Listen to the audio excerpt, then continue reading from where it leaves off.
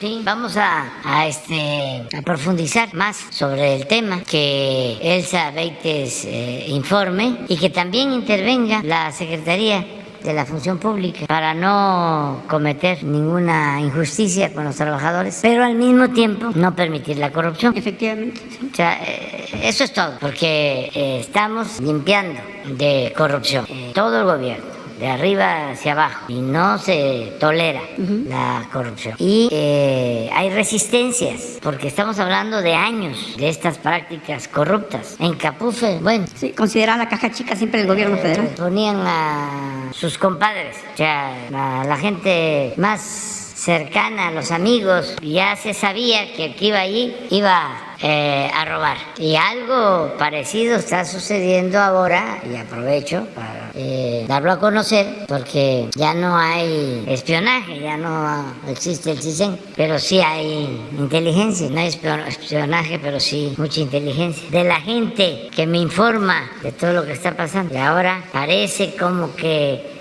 hay oposiciones, resistencias, boicot en el aeropuerto de la Ciudad de México, y me están echando la culpa a mí de el tiempo que tardan los pasajeros por los cambios que se están llevando a cabo. Y viene de arriba, ¿no?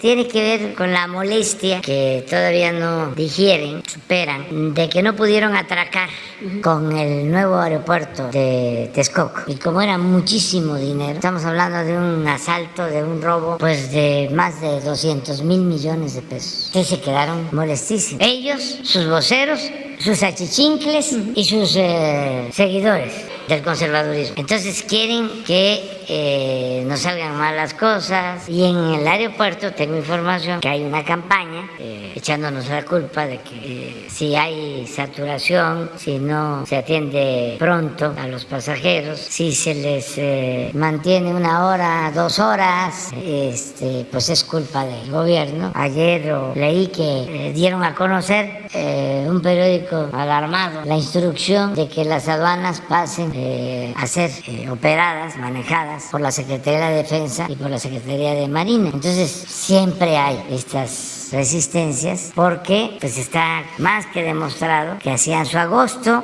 y dominaba, imperaba la corrupción. No estoy hablando de que todos los servidores públicos sean corruptos, hay gente honesta, pero sí hay estas reacciones. Lo mismo en el caso de la medicina. ¿Se acuerdan cuánta Escondían los medicamentos en los hospitales. resistencia? Porque tenían el negocio de la compra de los medicamentos, 100,000 millones de pesos. Una red, una banda.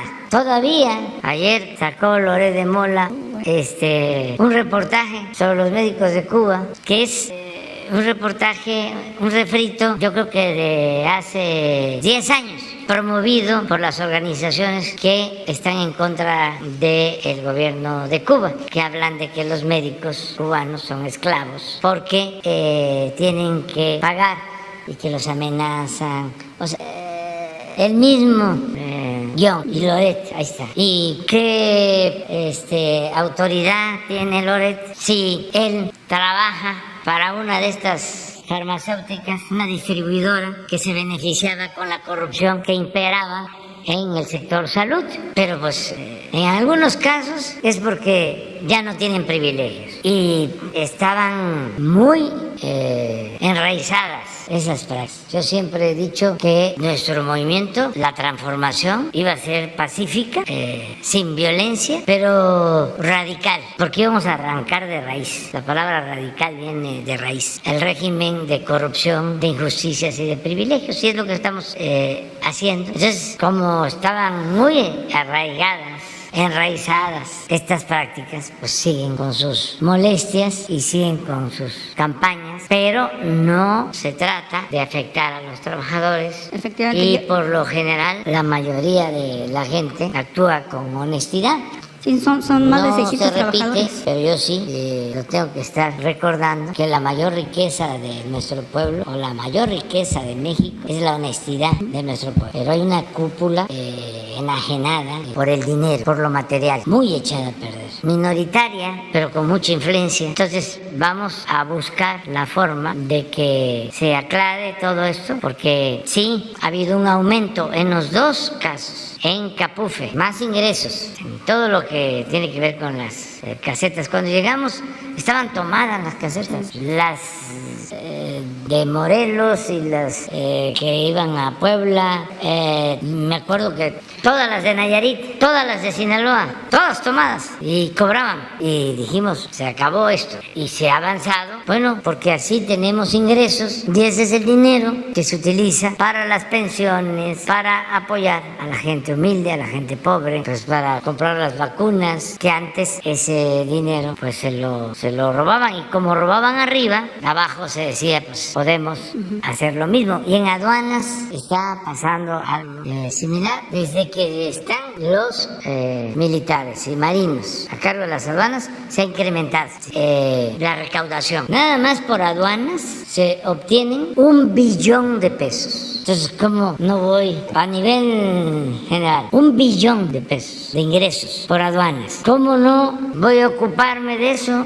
¿Y cómo les voy a dejar las aduanas a los gobernadores? Ya no, los actuales no. Pero antes era, estas me corresponden a mí y yo voy a proponer. Y los sistemas de vigilancia, me llamó la atención de que había un contrato de cámaras, porque era una robadera completa. Hacían la faramaya de que con sistemas modernos se detectaba el robo y había que comprar drones y cámaras, lo que pasaba con el huachicol. Entonces robaban en eso. Por lo general esos equipos ahí quedaban, echándose a perder, porque no les interesaba. Era el moche por la compra de los equipos. Pero además, si se instalaban los equipos, se subcontrataba o subrogaba el servicio a una empresa que era la que manejaba las cámaras, y eran contratos de 2.000, de 3.000 pesos, millones de pesos, 2.000, 3.000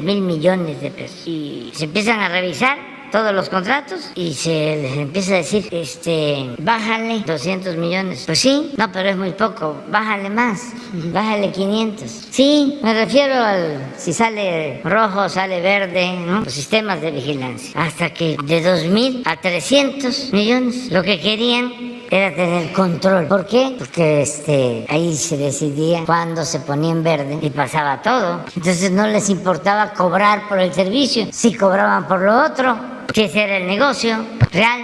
Entonces todo eso se ha ido limpiando. ¿Y cuál es el resultado?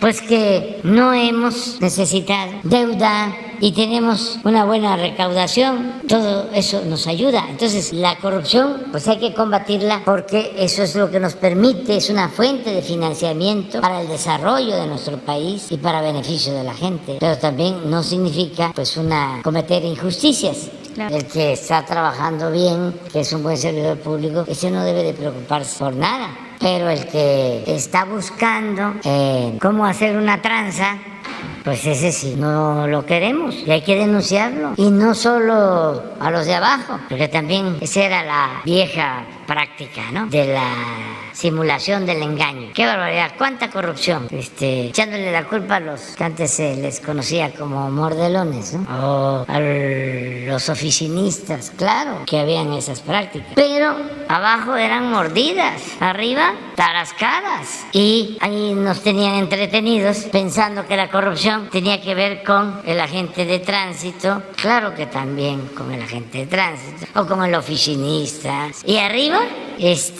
impunidad, condonación de impuestos, grandes negocios, nada más que era delincuencia de cuello blanco, que no perdían ni siquiera su respetabilidad. Entonces todo eso es lo que tiene que cambiar, ya está cambiando y tenemos que continuar con eso. Y cada vez la gente está más sí, porque efectivamente consciente. Están justificando a lo mejor despedir a los de abajo para ver arriba ya justificar que ya hubo un faltante, pero la culpa lo tuvieron los de abajo, como ocurría en Pemex. Por eso permitieron el huachicol, porque había arriba un gran robo, pero mejor echarle la culpa a los huachicoleros, ¿no? Que robaban los ductos con pequeñas tomas y así justificaban los grandes robos en Pemex, por ejemplo, ¿no? Sí, eso es lo que vamos a revisar en este caso. Capufe y pensionista también es otro caso. Sí, igual. Lo mismo.